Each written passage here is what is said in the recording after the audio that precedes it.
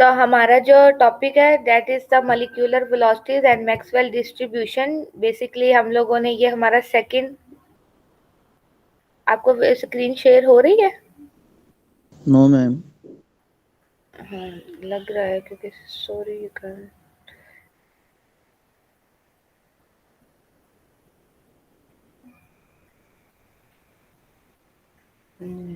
अब हो रही है?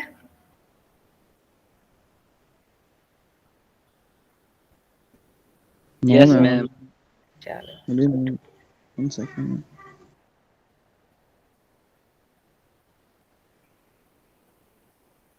हाँ जी।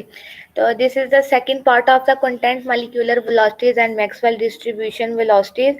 इसको हम लोगों ने डिस्कस करना है। इसके अलावा बहुत से और कंटेंट का इसका पार्ट है जिसमें हम लोग प्रेशर कैलकुलेट करना देखेंगे, इक्वेशन, और इसके अलावा डिफरेंट थोड़ी सी डेरिवेशंस हैं, उनको भी हम लोगों ने इस कंटेंट में कवर करना है।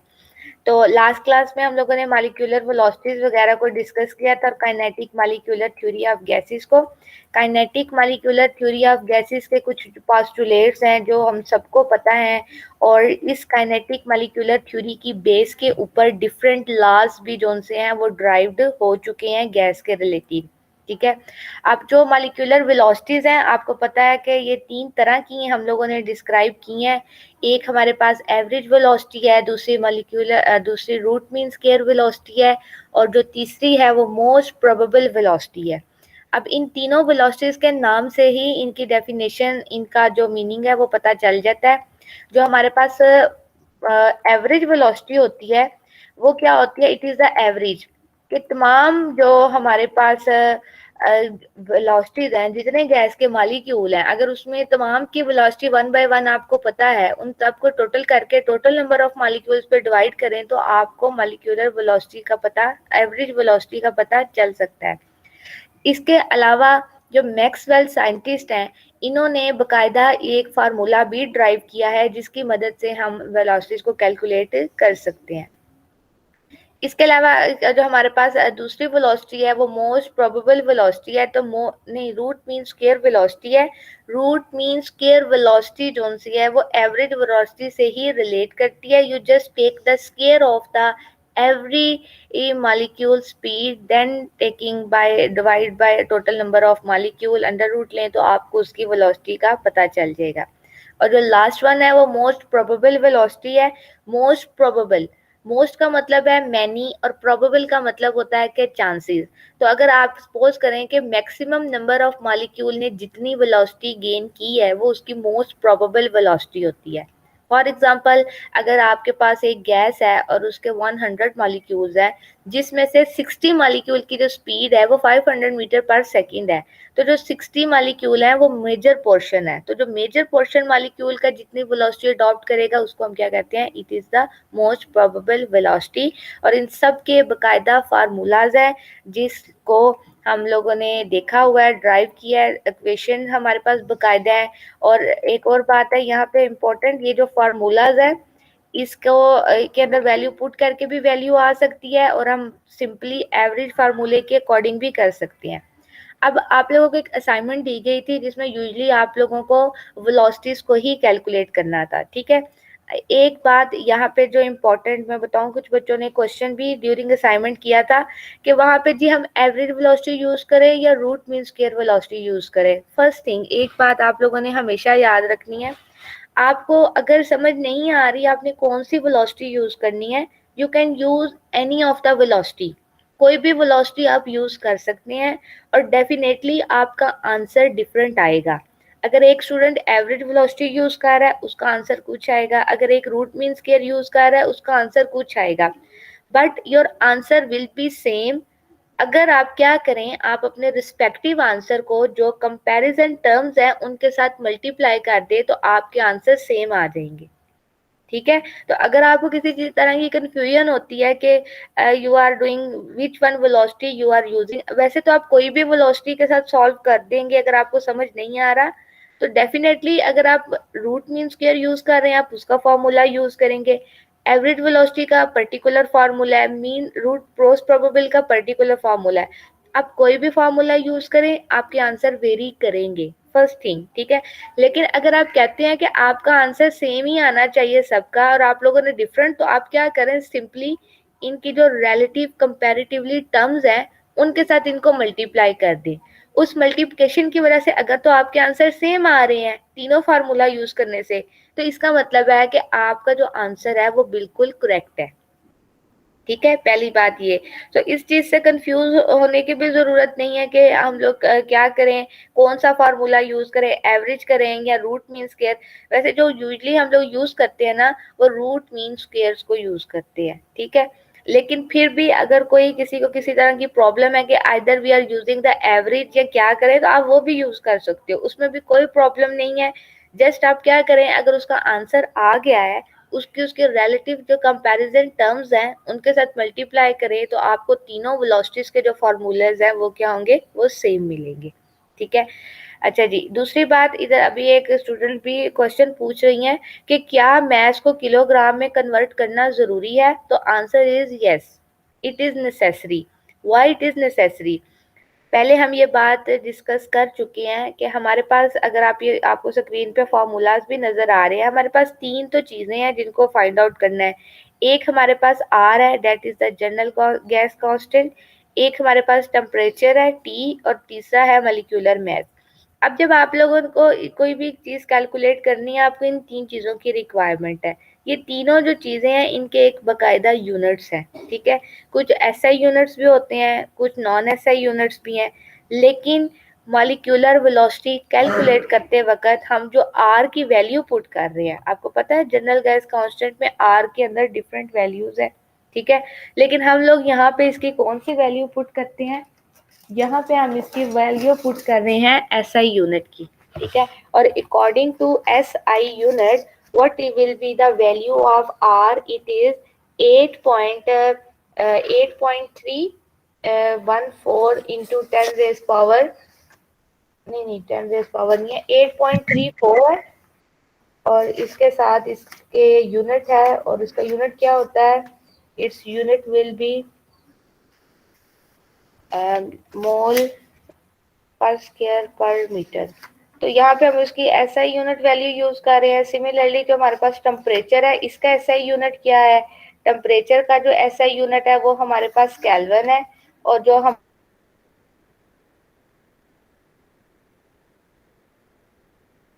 हमारे पास मैथ है, उसका ऐसा यूनिट क्या होता है, मैथ का ऐसा यूनिट जो है ना, वो हमारे पास क्या होता है, वो होता है किलोग्राम। अगर हम प्रोडक्टियल की बात करें, वहां पे हम मैथ या मोलिकुलर मैथ की बात करते हैं केमिस्ट्री में, तो हम यूजली ग्राम पर मोल कह देते हैं, ठीक है। इसलिए हमें ग्राम को कन्वर्ट करना जरूरी है किसके अंदर, किलोग्राम के अंदर। उसकी रीजन क्या है, because we are requiring the S I unit, और जो एस आई यूनिट हम आर का यूज कर रहे हैं। इस आर की वजह से, आर क्या है, जनरल गैस कांस्टेंट है, आर की हमारे पास डिफरेंट तरह की वैल्यू है। यहाँ पे पर्टिकुलरली हम लोगों ने 8.314 जूल पर केल्विन पर मोल यूज किया है। तो ये जो है ना, यहाँ पे हमारे पास ये ऐसा ही है, इसलिए ये एक चीज यहाँ पे नेसेसरी है, ठीक है। दूसरी बात, यहाँ पे एक और बच्चे ने क्वेश्चन किया था कि क्या हम लोग जब क्वेश्चन सॉल्व कर रहे हैं तो वहां पे टेम्परेचर सेंटीग्रेड में लिखे हैं, सेंटीग्रेड से करते हैं तो कुछ और आंसर आएगा, और अगर केल्विन से करते हैं तो कुछ और आंसर आता है। इसकी क्या रीजन है, तो देखिए भाई, definitely centigrade is an other unit of temperature, kelvin other है, और दोनों को सॉल्व करने से आपके आंसर भी डिफरेंट आएंगे, ठीक है। बट अगर आप सेंटीग्रेड से कैलकुलेट करते हो तो your answer is wrong, because we require the SI unit.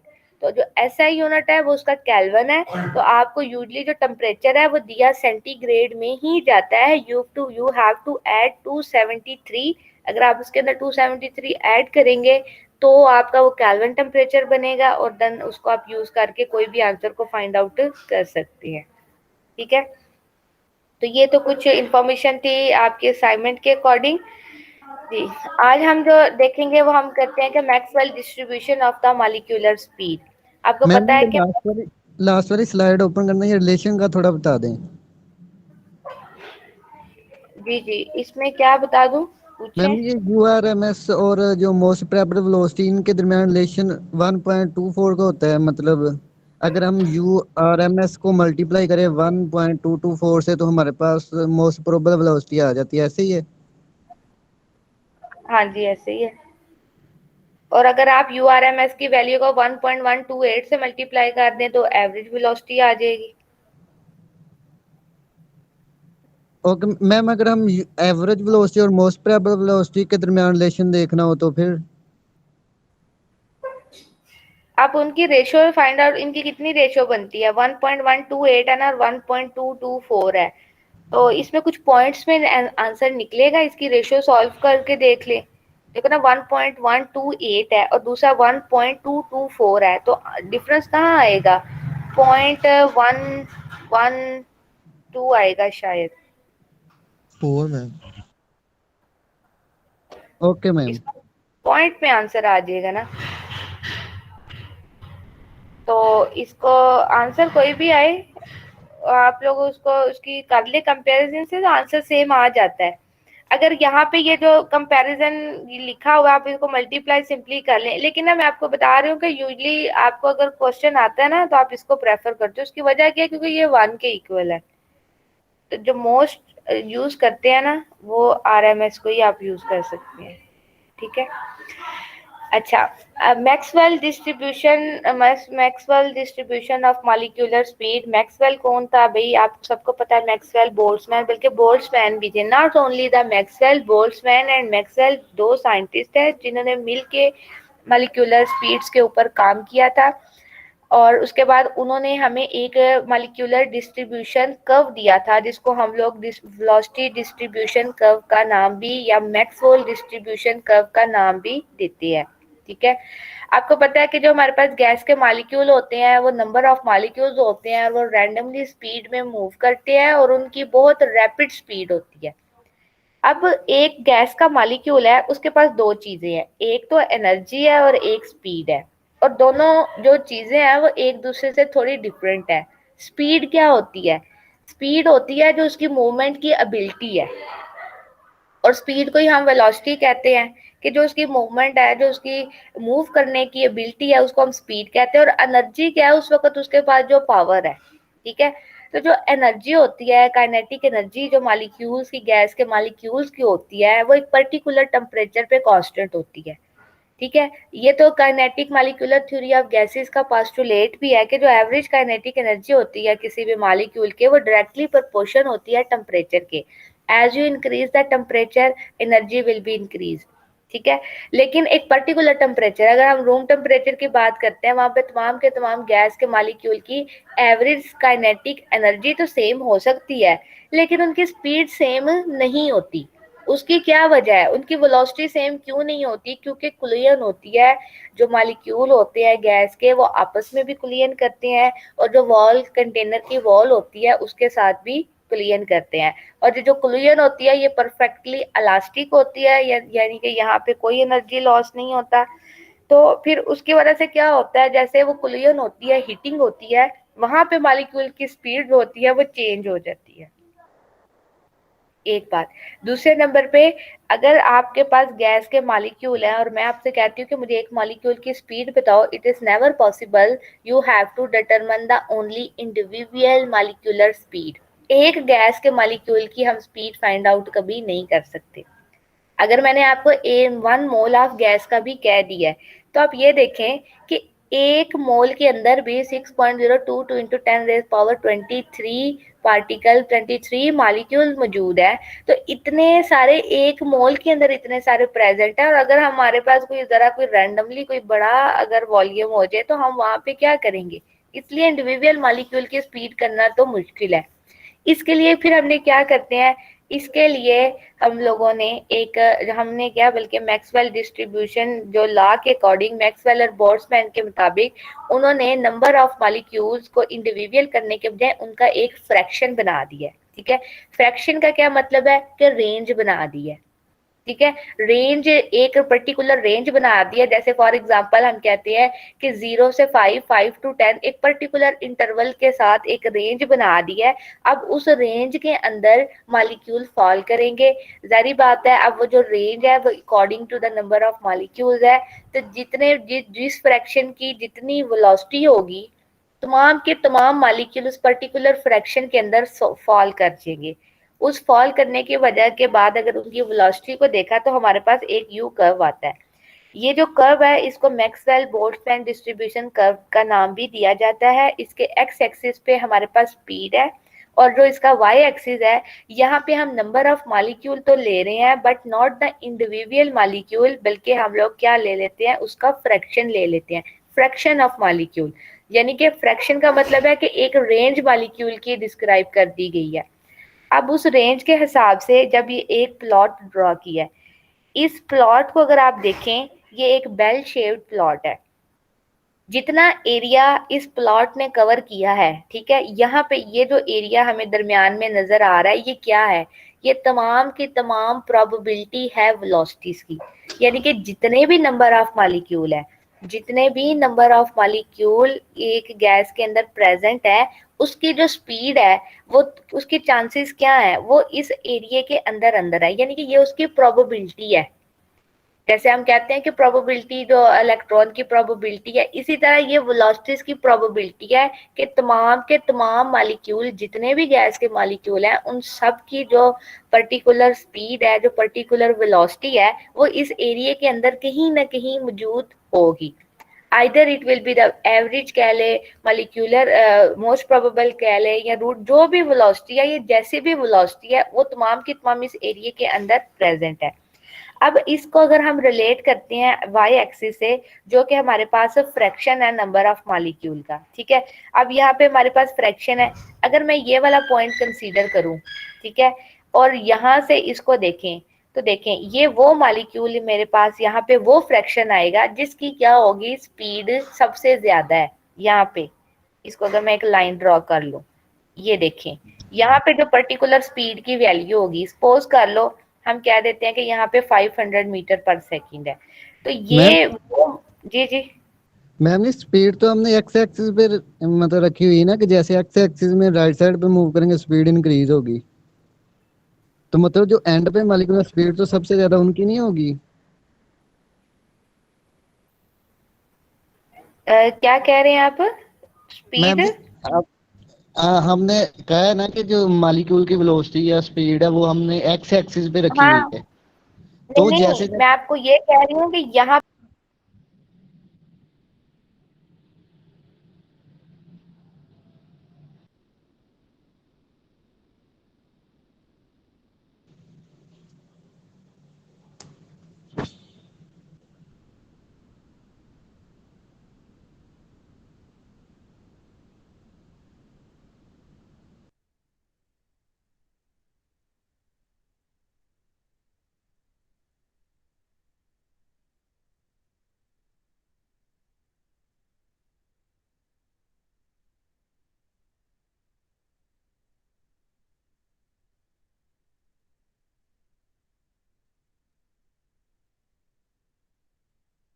Ma'am जी आपकी आवाज नहीं आ रही।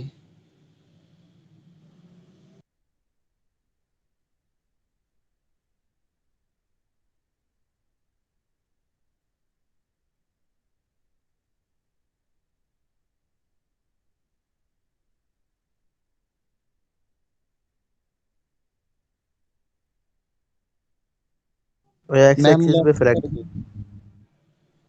हाँ, एक्स एक्सिस पे फ्रैक्शन आनी है। एक्स एक्सिस पे वेलोसिटी है, तो मैं यही पूछने लगा था, जैसे हम एक्स एक्सिस सबसे राइट साइड पे सबसे ज्यादा स्पीड होगी ना लेकिन वो वेलोसिटी। स्पीड वाई एक्सिस पे होएगी यार। वेलोसिटी एक्स एक्सिस पे है, मैंने स्लाइड्स भी पढ़ी हैं। पता नहीं फिर।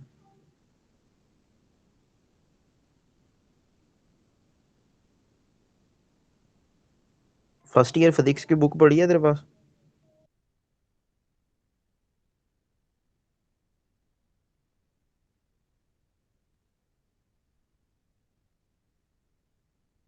जुनेद हाँ, नहीं मोबाइल में है, वैसे नहीं बुक पढ़ी। यार स्कॉलर पे याद है देखो।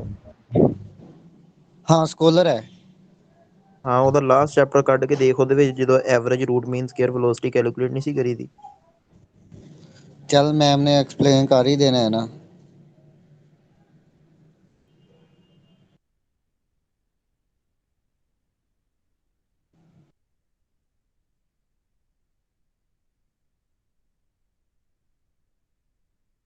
मैम ऑफलाइन है, लगता है कि लाइट ऑफ होगी मैम की।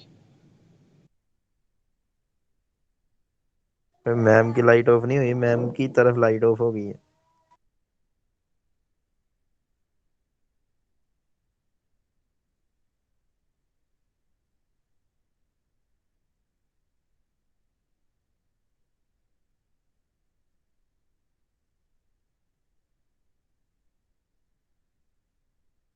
ਹੁਣ ਤੂੰ ਕਦੀ ਕਦਾਈ ਕਲਾਸ ਜੁਆਇਨ ਕਰਕੇ ਖੱਪ ਨਾ ਪਾਇਆ ਕਰ। तेरी इज्जत करा फिर मैं।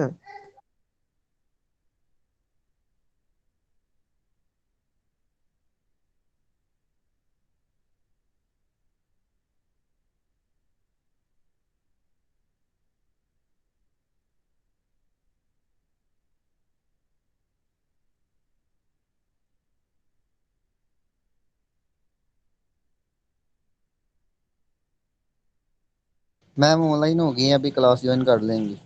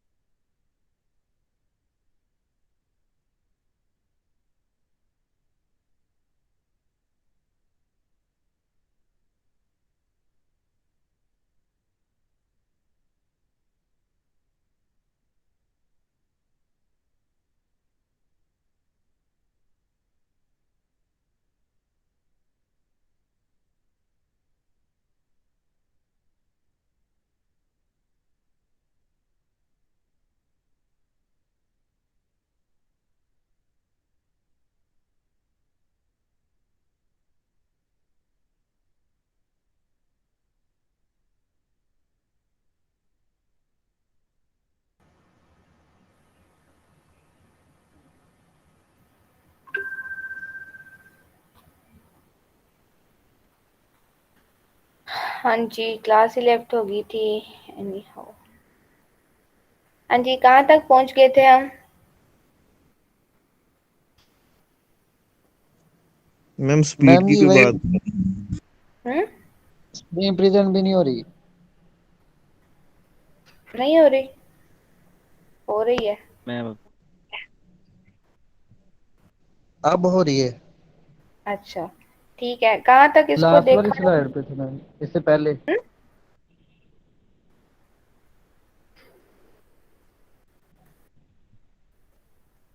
यहाँ पे? मैम अभी वही स्लाइड थी, पहली स्लाइड पे थे। मैक्सवेल ये वाली डिस्ट्रीब्यूशन। बिल्कुल। ये वाली स्लाइड थी? नो मैम, इससे भी पहले। ये तो मैम पहली यही स्लाइड, इसको तो हम लोग देख चुके हैं ना। नहीं मैम, इससे भी पहले मैम, बिल्कुल यहाँ पे थे। मैंने तो आप लोगों को ये भी पढ़ा दिया, तो मेरी क्लास काफी देर की लेफ्ट हुई है, पता ही नहीं चला।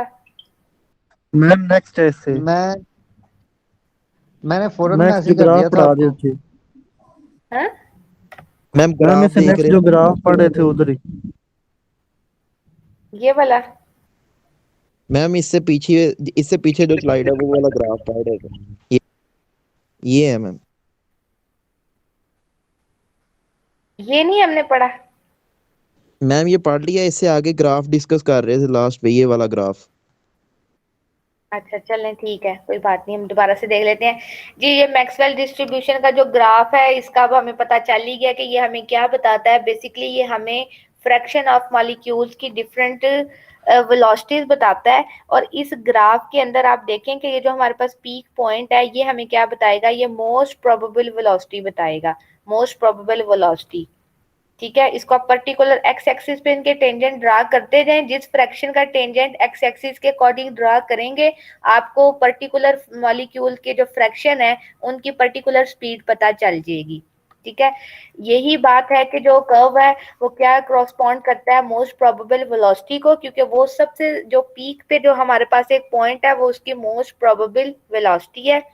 और this velocity distribution curve is also known as Maxwell Boltzmann distribution, और इसको फ्रीक्वेंटली सिर्फ बोल्ट्जमैन के नाम से भी बोला जाता है। ये हमें बताता क्या है? इसने हमें ये बताया है कि molecule in a gas move at different speeds.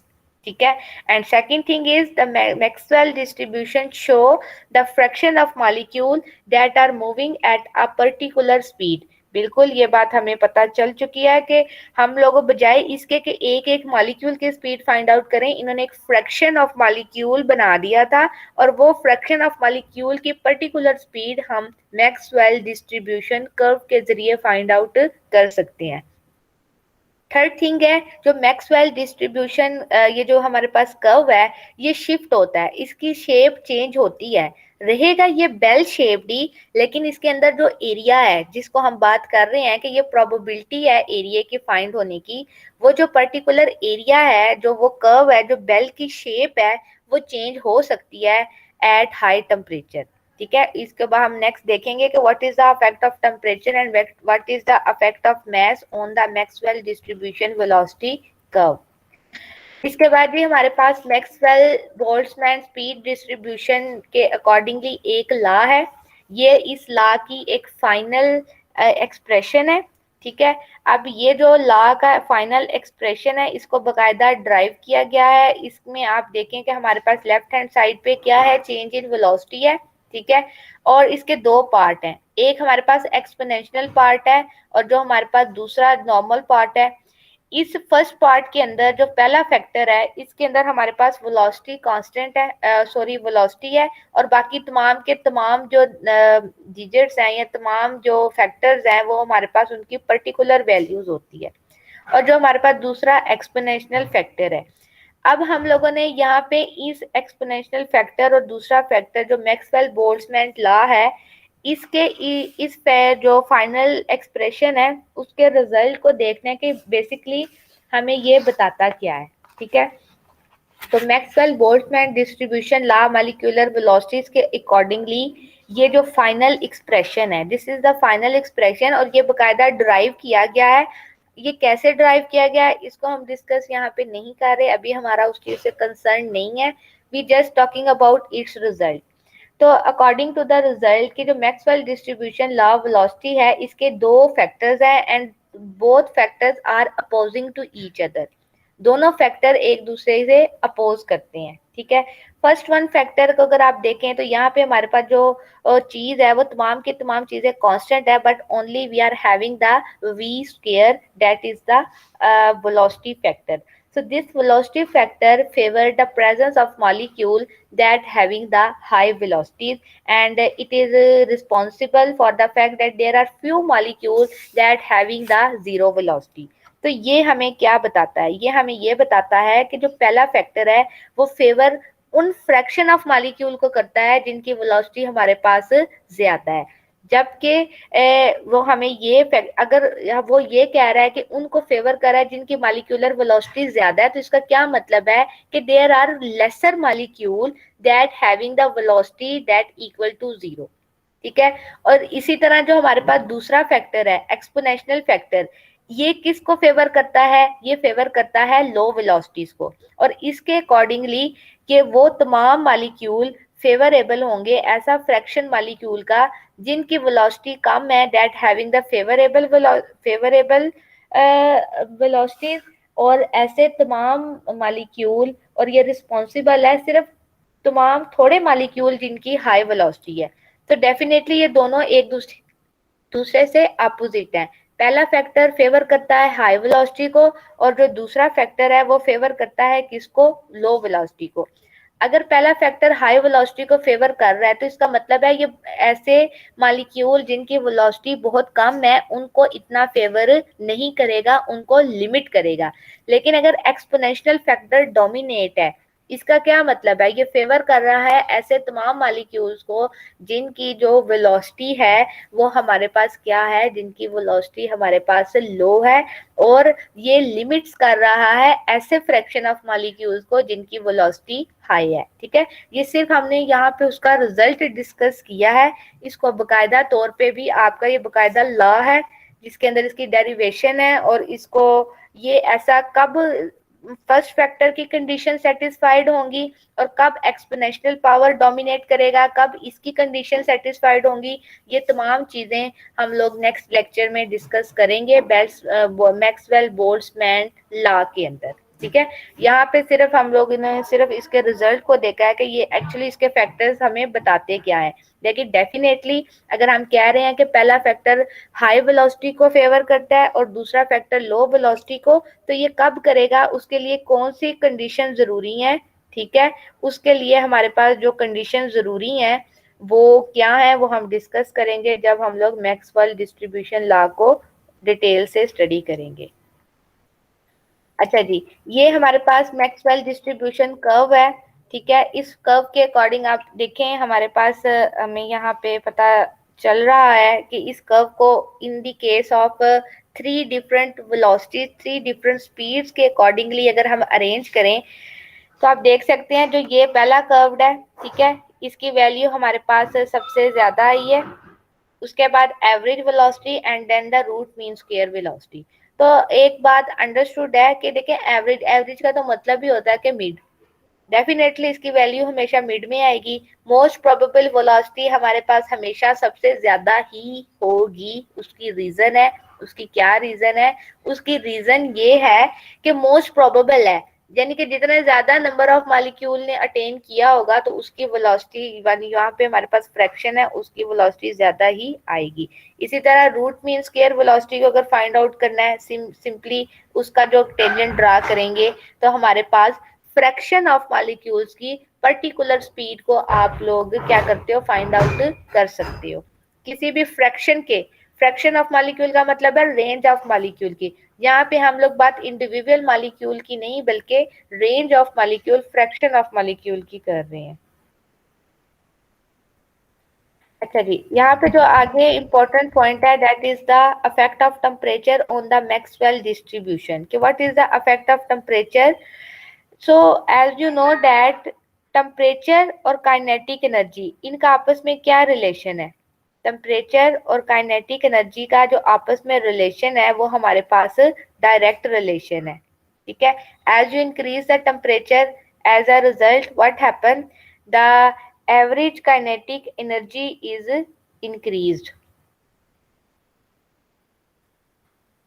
As you increase the temperature, average kinetic energy is increased. So अगर kinetic energy increased हो रही है, उससे क्या होता है? High temperature allow a larger fraction of molecule to require great amount of kinetic energy, causing the Boltzmann plot to spread out. Definitely जैसे आप टेम्परेचर बढ़ाएंगे तो एक लार्ज नंबर ऑफ फ्रैक्शन उस अमाउंट को गेन करेगा, उस अमाउंट ऑफ एनर्जी को, उसकी काइनेटिक एनर्जी इंक्रीज होगी, और इंक्रीज होने की वजह से हमारे पास अफेक्ट क्या होगा कि जो बोल्ट्जमैन कर्व है इसकी शेप हमारे पास फ्लैटन होगी। फॉर एग्जांपल अगर हम लोग यहाँ पे बोल्ट्जमैन कर्व को ड्रा करते हैं, नॉर्मल टेम्परेचर पे हमारे पास जो कर्व है वो क्या होगा, वो कुछ इस तरह आता है। लेकिन अगर आप टेम्परेचर बढ़ा देंगे तो क्या होगा, इसका जो कर्व है वो फ्लैटन हो जाएगा, लाइक दिस वन, ठीक है। ये फ्लैटन होगा। उसकी क्या वजह है कि जो हाई टेम्परेचर है उसने अलाउ किया है लार्जर फ्रैक्शन को। हमारे पास जो फ्रैक्शन ऑफ मॉलिक्यूल है ना, ठीक है, यहाँ पे इनकी रेंज क्या हो रही है, वो अब कम हो रही है। लार्जर फ्रैक्शन ऑफ मॉलिक्यूल ने ज्यादा काइनेटिक एनर्जी को गेन किया है, तो बोल्ट्जमैन का जो प्लॉट है वो स्प्रेड आउट हो गया है। इसी तरह अगर हम लो टेम्परेचर को देखेंगे तो मॉलिक्यूल के पास लेस एनर्जी होती है, ठीक है, और इसी तरह अगर उनकी एनर्जी लेस है तो उनकी स्पीड भी कम है, और जो उनकी डिस्ट्रीब्यूशन रेंज है वो क्या होगी, वो डेफिनेटली कम होगी। अब डिस्ट्रीब्यूशन रेंज यानी कि हमने पहले भी बात की थी कि ये जो कर्व है इसके अंदर तमाम का तमाम जो एरिया है वो बेसिकली वेलोसिटी की डिस्ट्रीब्यूशन रेंज है। वेलोसिटी की डिस्ट्रीब्यूशन रेंज हाई टेम्परेचर पे इंक्रीज हुई है, उसका एरिया ब्रॉड हुआ है। क्यों? क्योंकि टेम्परेचर ज्यादा है, हाई टेम्परेचर है, ज्यादा काइनेटिक एनर्जी है, स्पीड ज्यादा होगी। लेकिन अगर टेम्परेचर कम है उसकी वजह से क्या हो गया, मॉलिक्यूल की जो स्पीड है वो भी कम है और उनकी डिस्ट्रीब्यूशन रेंज भी स्मॉल है। So as a result how you conclude that the temperature है एज द टेम्परेचर इंक्रीजेज, ठीक है, मॉलिक्यूल की जो डिस्ट्रीब्यूशन है वो इंक्रीज होती है, और हमारे पास जो डिस्ट्रीब्यूशन कर्व है वो फ्लैटेंड होता है, यानी कि वो एकदम ब्रॉड शेप में जाता है। लेकिन अगर आपका टेम्परेचर कम है तो वो जो डिस्ट्रीब्यूशन कर्व है उसकी जो डिस्ट्रीब्यूशन एरिया वो क्या होता जाता है, वो नैरो होता जाता है। फॉर एग्जाम्पल आप देखें यहाँ पे ये खत्म हो रहा है, यहाँ पे इसकी वेलोसिटी की मैक्सिमम रेंज है, लेकिन अगर जो ब्रॉडर एरिया है उसकी वेलोसिटी की रेंज बढ़ गई है। यहाँ से हमने 0 से स्टार्ट किया, फॉर एग्जाम्पल लो टेम्परेचर पे सिर्फ 500 तक है सपोज करो, लेकिन अगर आपने टेम्परेचर बढ़ाया है तो आपका एरिया इंक्रीज हुआ है, आपका जो ब्रॉडन हुआ है, जो कर्व है उसकी शेप थोड़ी ब्रॉड हुई है, वो जैसे वाइडन हुई है। उस वाइडन होने की वजह से वेलोसिटी जो 500 तक है वो इंक्रीज होके कहाँ पे चली गई है, 1000 पे, ठीक है। सो टेम्परेचर का क्या इफेक्ट हुआ स्पीड के ऊपर, it's have the direct effect. As you increase the temperature, average kinetic energy of the molecule is increases, and energy increase हो रही है तो definitely उनकी speed भी increase होगी, लेकिन एक particular temperature पे average kinetic energy जो सी है वो हमेशा constant रहती है। So if the energy is greater at high temperature, molecular move will be faster, or if the temperature is the low, then what happen, there is the low kinetic energy of the molecule and the molecules are moving with lesser speed.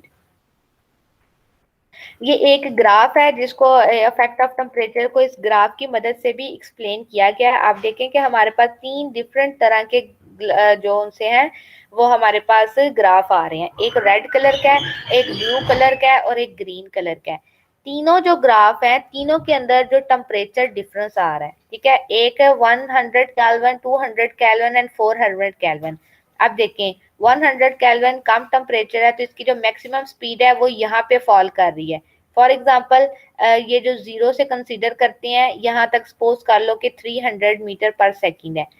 As you increase the temperature the curve will be flatten, और वहां पे जो velocity distribution range है वो कहाँ पे चली गई है, सपोज कर लो 600 पे चली गई है।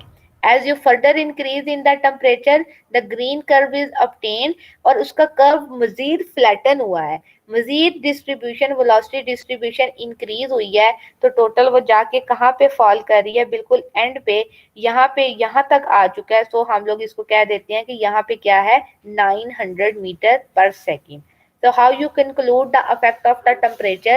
As you increase the temperature, the kinetic energy of the molecule is increases, and if the energy of molecule is increases, definitely its velocity speed is also increasing. ठीक है।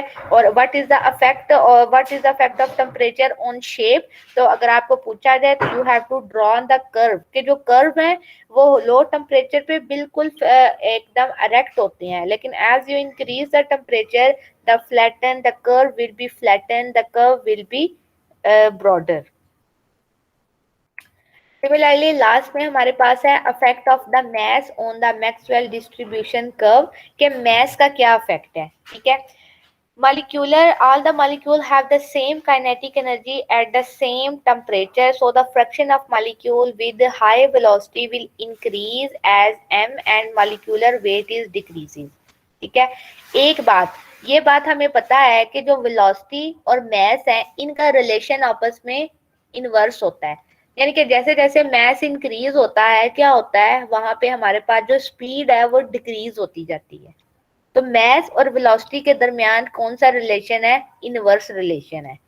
अब अगर हम लोग इस बात को कंक्लूड करें या इसको मॉलिक्यूल्स की वेलोसिटी के ऊपर अप्लाई करें तो उसका क्या मतलब है, वो कहता है कि on average the high molecule the heavier molecule, heavier molecule का क्या मतलब है कि जिनका मॉलिक्यूलर मैस ज्यादा होगा वो slowly मूव करेंगी as compare to the lighter molecule that having the less molecular weight. ठीक है, so heavier molecule have the less speed distribution while the lighter molecule having the more the spread out.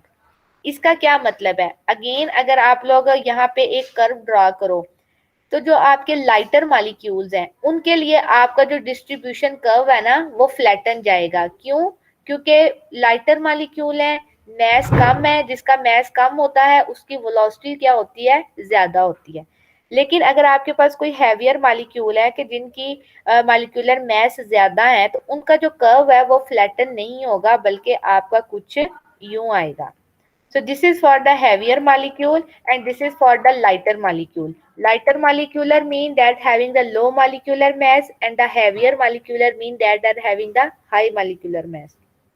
जैसे अगर आपको comparison करना पड़े between hydrogen gas, oxygen gas and nitrogen gas, ठीक है, अब तीनों गैसेज हैं, तीनों डायटोमिक मॉलिक्यूल हैं, लेकिन इनकी जो मॉलिक्यूलर मैस डिफरेंस है, हाइड्रोजन गैस सबसे ज्यादा लाइटर है तो उसके मॉलिक्यूल की स्पीड सबसे ज्यादा होगी as compare to nitrogen and oxygen gas. ठीक है, Maxwell distribution equation which form the basis of kinetic theory of gases define the distribution of speed of a gas at the certain temperature। और इस Maxwell distribution law जो हम लोगों ने पीछे जिसका रिजल्ट देखा था, इस लॉ को ही बेस के ऊपर मैक्सवेल ने तीन तरह की हमारे पास वेलोसिटीज फाइंड आउट की थी, that is the most probable, average and the root mean square velocities. इन तीनों वेलोसिटीज के बारे में आप लोगों को पता है और आपको असाइनमेंट भी दी गई थी जिससे आप लोगों ने उनकी कैलकुलेशन भी की है। ये हमारे पास एक कर्व है जो हमें क्या बताता है, effect of mass on distribution curve. तो आप देखें भाई, यहाँ पे ऑक्सीजन गैस है, नाइट्रोजन है, वाटर है, then we are having helium, hydrogen. तो सबसे ज्यादा फ्लैटन कर्व और सबसे ज्यादा वेलोसिटी रेंज किसकी है, हाइड्रोजन की। Why? Because it is a lighter element and as the weight is increase, helium का जो वेट है वो वाटर से मॉलिक्यूलर वेट इंक्रीज है तो उसका जो कर्व है वो थोड़ा सा जोन सा है उसकी वाइडनिंग कम हुई है और वेलोसिटी रेंज भी आप लोग देख सकते हैं वहां पे कम कर रही है। ऑक्सीजन सबसे ज्यादा इस वक्त यहाँ पे जितने हमारे पास मौजूद है सब्सटेंस, उसमें सबसे ज्यादा जो मॉलिक्यूलर वेट ऑक्सीजन का है, तो वहां पे आप देख सकते हैं कि जो उसका कर्व है वो सबसे ज्यादा लेसन है। ठीक है, वहां पे जो मॉलिक्यूलर वेलोसिटीज की डिस्ट्रीब्यूशन है सबसे ज्यादा कम किस में है, ऑक्सीजन में। क्यों? क्योंकि ऑक्सीजन का मॉलिक्यूलर मैस ज्यादा है। ठीक है. So at the end, how you conclude the result? If you talk about the effect of temperature have the direct effect on the velocities. As you increase the temperature, the velocities increases. ठीक है. And what is the effect on the shape? The shape of the Maxwell distribution curve is flattened. But if we talk about the effect of the mass have the inverse effect on the molecular velocities. जैसे mass increase होते हैं velocities decrease होंगी, और जितने mess कम होंगे velocity range उतनी ही ज्यादा होगी. ठीक है. And what is the effect on the Maxwell distribution curve? तो कर्व के ऊपर भी यही इफेक्ट होता है कि जितना कम मैस होगा उतना ही जो कर्व है वो फ्लैटन होगा, लेकिन अगर मॉलिक्यूलर मैस बढ़ता जा रहा है तो कर्व फ्लैटन नहीं होगा, बल्कि वो क्या होगा, उसकी जो विड्थ है वो लेस होती जाएगी. ठीक है. So this is about the effect of temperature and mass on the Maxwell distribution curve. At the end ये कुछ एग्जांपल्स हैं. इसको देखा है कि calculate the URMS root mean square speed of the nitrogen gas at 25 degree, similarly helium, chlorine atom etcetera. तो इन तमाम की जो स्पीड है ये आप कैलकुलेट करके देख सकते हैं. बहुत ही ज़्यादा सिंपल है, कुछ मुश्किल नहीं है. सिर्फ आपने केल्विन टेम्परेचर को फर्स्टली चेंज करना है. नाइट्रोजन 28 ग्राम पर मोल होता है, इसको किलोग्राम में करें और सिंपली उसके फार्मूले के अंदर पुट करके आप लोग इसकी वैल्यू फाइंड आउट कर सकते हैं. So this is for your practice question. इसको करें. अगर किसी को कोई प्रॉब्लम हो तो फिर हम उसको डिस्कस कर लेंगे. ठीक है जी. तो ये था आज जो हम लोगों ने पढ़ना था. I think this is enough. हाँ जी. अब आप लोग बताएं जी, आप लोगों को कुछ पूछना है, कुछ समझ नहीं आई किसी को, किसी ने कुछ पूछना है तो वो पूछ सकता है. नईमा कह रही है मैम डेरिवेशन करनी हमने. जी डेरिवेशन जोन सी है हम लोग करेंगे, और कोशिश ये की जाती है कि जो डेरिवेशन है